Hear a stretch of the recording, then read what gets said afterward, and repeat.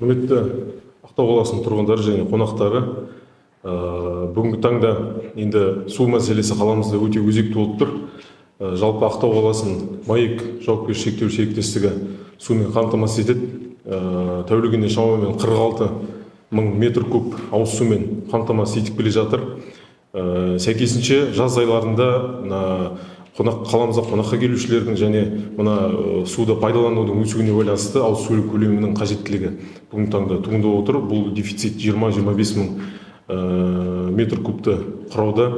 Енді соңғы күндері қаламызда қиын жағдай орын алып жатыр. Біз тұрғындардың көтеріп отырған мәселесін және жанайқайын толығымен түсінеміз және осы бағытта бірқатар шаралар жүзеге асырып жатырмыз. Кешегі күннен бастап, яғни МАИК жауапкершілігі шектеулі серіктестігінің хатына сәйкес біздер қазіргі таңда кәсіпкерлік нысандарын, кейбір соның ішінде автокөлік жуу бекеттерінің су пайдалануын уақытша шектеп отырмыз. Бұл яғни ең бірінші себеп теңіз суының және ауа райының күрт ысып кетуі және соған сәйкес судың су жинау тораптарындағы судың қажетті мөлшерде жиналмауына байланысты осындай мәжбүрлі шараға барып отырмыз. Яғни бұл шараларды алдын алу және жою мақсатында бірқатар бүгінгі таңда шараларды жүзеге асырғымыз келіп отыр. Қазір енді қосымша әріптестер осы шаралар туралы толықтай айтып кетеді деп есептеймін.